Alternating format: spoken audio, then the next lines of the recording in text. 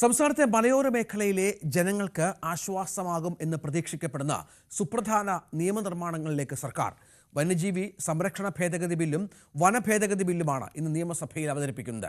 ജനവാസ മേഖലകളിലേക്ക് ഇറങ്ങി മനുഷ്യരെ ആക്രമിക്കുന്ന മൃഗങ്ങളെ കൊല്ലാൻ ഉത്തരവിടാൻ വനം മേധാവിക്ക് അധികാരം നൽകുന്നതാണ് വന്യജീവി സംരക്ഷണ ഭേദഗതി ബിൽ. സഭാകവാടത്തിൽ 2 പ്രതിപക്ഷ MLA-മാരുടെ സത്യഗ്രഹ സമരവും തുടരുകയാണ്. വി അരുൺ ഏറ്റവും പുതിയ വിവരങ്ങളുമായി ചേരും. അവരുടെ വളരെ പ്രധാനപ്പെട്ട ഒരു ബില്ലാണ്. ഈ മലയോര മേഖലയിലെ ജനങ്ങൾ ദീർഘകാലമായി ആവശ്യപ്പെടുന്ന ഒന്നാണ്. ആ ബില്ലിൻ്റെ ഒരു സംക്ഷിപ്ത രൂപം എന്താണ്? ഒപ്പം ഇത് നിയമമായി വരിക എന്ന് പറയുന്നതിന് ചില പ്രായോഗിക തടസ്സങ്ങളും മറ്റുമുണ്ടല്ലോ. രഞ്ജിത്ത്, വളരെ പ്രധാനപ്പെട്ട 2 ബില്ലുകളാണ് നിയമസഭയുടെ പരിഗണനയ്ക്ക് വരുന്നത്. അതേ തന്നെ മലയോര മേഖലയിലെ വനമേഖലയോട് ചേർന്ന് ജീവിക്കുന്ന ജനങ്ങളുടെ ഏറ്റവും പ്രധാനപ്പെട്ട ദീർഘകാലമായ ആവശ്യങ്ങൾ, എത്രത്തോളം അവരുടെ ആവശ്യങ്ങൾക്ക് പ്രശ്നങ്ങൾക്ക് ഇത് പരിഹാരം കാണുമെന്നത് ബില്ല് അവതരിപ്പിച്ച നിയമമായ ശേഷം മാത്രം അറിയാൻ പറ്റുന്ന കാര്യമാണ്. പക്ഷേ വളരെ പ്രധാനപ്പെട്ട ബിൽ, അതിൽ ഏറ്റവും പ്രധാനം ഈ മലയോര മേഖലയിൽ ഇറങ്ങുന്ന മൃഗങ്ങളെ, ജനവാസ മേഖലയിൽ ഇറങ്ങുന്ന മൃഗങ്ങളെ വെടിവെച്ച് കൊല്ലാൻ ചീഫ് വൈൽഡ് ലൈഫ് വാർഡൻ അധികാരം നൽകുന്ന വന്യജീവി സംരക്ഷണ ഭേദഗതി ബില്ലാണ് ഏറ്റവും പ്രധാനപ്പെട്ടത്, ഏറ്റവും നിർണായകമായ ബിൽ. നമുക്കറിയാം, കഴിഞ്ഞ കുറേ വർഷങ്ങളായി ഏറ്റവും പ്രധാനപ്പെട്ട മലയോര മേഖല ജനങ്ങളുടെ പ്രശ്നം ഈ വന്യജീവി ആക്രമണമാണ്, മനുഷ്യ വന്യജീവി സംഘർഷങ്ങളാണ്. അതിന് തടയിടാൻ കഴിയുന്ന, ഒരു പരിധിവരെയെങ്കിലും പരിഹാരം കാണാൻ കഴിയുമെന്ന് പ്രതീക്ഷിക്കപ്പെടുന്ന ബില്ലാണ് വന്യജീവി സംരക്ഷണ ഭേദഗതി ബില്ല്. ജനവാസ മേഖലയിൽ ഇറങ്ങുന്ന ഏതെങ്കിലും വന്യമൃഗം ഒരാളെ ആക്രമിച്ച് പരിക്കേൽപ്പിച്ചാലുടൻ ആ വന്യമൃഗത്തെ കൊല്ലാൻ ഉത്തരവിടാൻ ചീഫ് വൈൽഡ് ലൈഫ് വാർഡന് അധികാരം നൽകുന്നതിനുള്ള ബില്ലാണ് ഇന്ന് സഭയിൽ വരുന്നത്. രാജ്യത്ത് തന്നെ ഒരു സംസ്ഥാനം ആദ്യമായിട്ടാണ് ഇത്തരമൊരു ഭേദഗതി കേന്ദ്ര വന്യജീവി നിയമത്തിൽ കൊണ്ടുവരുന്നത്. അതുകൊണ്ട് തന്നെ കേന്ദ്ര അനുമതി വേണ്ടുന്നൊരു ബില്ലാണ്. ആദ്യം ഇത് മറികടക്കേണ്ടത് സംസ്ഥാനത്ത് ഗവർണറുടെ അനുമതി നേടുക എന്ന വലിയ വെല്ലുവിളിയാണ്. അവിടെ നിന്ന് അനുമതി ലഭിച്ചാലും രാഷ്ട്രപതിയുടെ ഇടപെടൽ ഇതിലുണ്ടായേക്കാം, രാഷ്ട്രപതിയുടെ അനുമതി കൂടി വേണ്ടി വന്നേക്കാം ഈ ബില്ല് നിയമമാകണമെങ്കിൽ. പക്ഷേ ഈ ബില്ല് മലയോര മേഖല ജനങ്ങൾ വലിയ രീതിയിൽ സ്വാഗതം ചെയ്തു. ഇപ്പോൾ തന്നെ സർക്കാരിന്റെ നീക്കം തന്നെ സ്വാഗതം ചെയ്തു. നമുക്കറിയാം എത്രത്തോളം പ്രധാനപ്പെട്ട രാഷ്ട്രീയ നീക്കമായി കൂടി ഇതിനെ കാണേണ്ടതുണ്ട്. ഇത് അത്രയധികം പ്രശ്നങ്ങൾ, സംസ്ഥാന സർക്കാരിന്റെ വിമർശനങ്ങൾ മലയോര മേഖല വരുമ്പോൾ അവരുടെ പ്രശ്നങ്ങൾക്ക് ശാശ്വത പരിഹാരത്തിന് സർക്കാർ നീക്കം നടത്തുന്നു എന്നെങ്കിലും പറയാൻ കഴിയുന്ന തരത്തിലുള്ള ഒരു രാഷ്ട്രീയ നീക്കമായി കൂടി സർക്കാരിന്റെ ഇന്നത്തെ ഈ ബില്ല് അവതരണത്തെ നമുക്ക് കാണാം.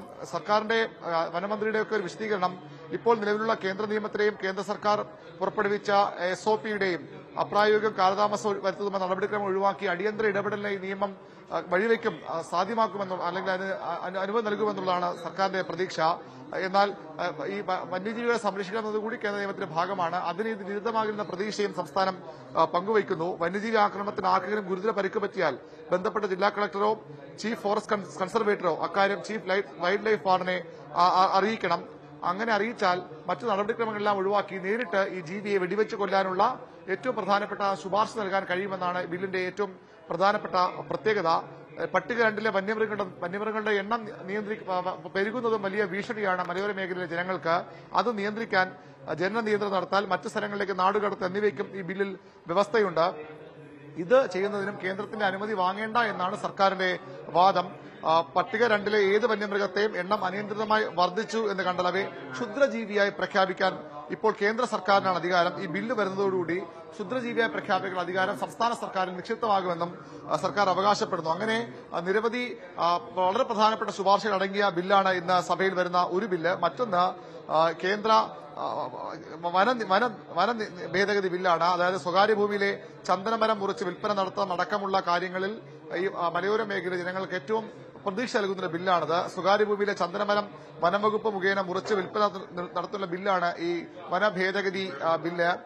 ചന്ദനമരത്തിന്റെ വില കർഷകന് ലഭ്യമാകുന്നതിലൂടെ സംസ്ഥാനത്ത് ചന്ദനകൃഷി പ്രോത്സാഹിപ്പിക്കാൻ കഴിയുമെന്നും പ്രതീക്ഷയും സർക്കാർ മുന്നോട്ട് വയ്ക്കുന്നു. ഇപ്പോൾ സ്വന്തം ഭൂമിയിൽ നിന്ന് ചന്ദനമരം മോഷണം പോയാലും സ്ഥലം ഉടമയ്ക്കെതിരെ കേസെടുക്കേണ്ടി വരുന്ന സാഹചര്യമുണ്ട്. അതുകൊണ്ട് തന്നെ ആളുകൾ ഈ ചന്ദനമരം വീടുകളിൽ വച്ചുപിടിപ്പിക്കാൻ തയ്യാറാകുന്നില്ല. നിലവിലുള്ള നിയമപ്രകാരം ഇപ്പോഴുള്ള കേസുകളൊക്കെ ഉണ്ട്. ആ കേസുകൾ ഈ ബിൽ വരുന്നതോടുകൂടി ഇല്ലാതാകും. ആ കേസുകൾ രാജിയായി പോകുമെന്നുകൂടി ഈ ബില്ലിൽ കവാടത്തിന് മുന്നിൽ അവരുടെ 2 MLA-മാർ സത്യഗ്രഹ സമരം പുരോഗമിക്കുകയാണ്. എന്തെങ്കിലും അനുരഞ്ജനത്തിനുള്ള സാധ്യതകളുണ്ടോ? എന്തെങ്കിലും തീരുമാനം ഈ മർദ്ദിച്ച പോലീസുകാരുമായി ബന്ധപ്പെട്ട് സർക്കാരിന്റെ ഭാഗത്തു നിന്ന് പ്രതിപക്ഷത്തിന് അനുകൂലമായി ഉണ്ടാകുമോ? AK മഷ്റഫിന്റെയും സനീഷ് കുമാർ ജോസഫിന്റെയും സത്യഗ്രഹ സമരം 3-ാം ദിവസത്തിലേക്ക് പിന്നിടുകയാണ്. ഇതുവരെയും ഒരു സമവായ നീക്കം സർക്കാരിന്റെ ഭാഗത്ത് നിന്ന് ഉണ്ടായിട്ടില്ല, ഉണ്ടാകുമെന്ന് തോന്നുന്നുമില്ല. കാരണം സർക്കാർ നേരത്തെ മുഖ്യമന്ത്രി സഭയിൽ ഈ ലോക്കപ്പ് മർദ്ദനങ്ങളുമായി ബന്ധപ്പെട്ട വിഷയങ്ങളുടെ റൂൾ 50 നോട്ടീസ് ചർച്ചയിൽ മുഖ്യമന്ത്രി പിണറായി വിജയൻ വ്യക്തമാക്കിയത് കൃത്യമായി കുറ്റക്കാര ഉദ്യോഗസ്ഥർ നടപടിയെടുക്കും. നേരത്തെ 144 ഉദ്യോഗസ്ഥരെ സർവീസിൽ പിരിച്ചുവിട്ടിട്ടുണ്ട്.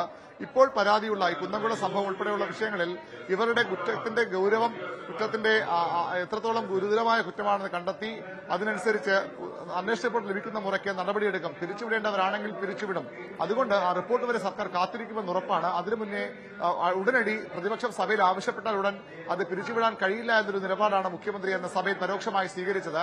അതുതന്നെയാകും സർക്കാർ നിലപാടും.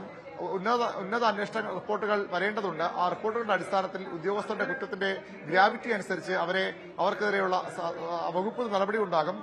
അതിഗുരുതരമായ കുറ്റമാണെന്ന് കണ്ടെത്തിയാൽ സ്വാഭാവികമായും ആ ദൃശ്യങ്ങൾ തന്നെ വ്യക്തമാണ്. യൂത്ത് കോൺഗ്രസ് നേതാവിനെ മർദ്ദിച്ചത് വളരെ വ്യക്തമാണ്. പക്ഷേ അതിന് നടപടിക്രമങ്ങൾ നടക്കേണ്ടതുണ്ട്.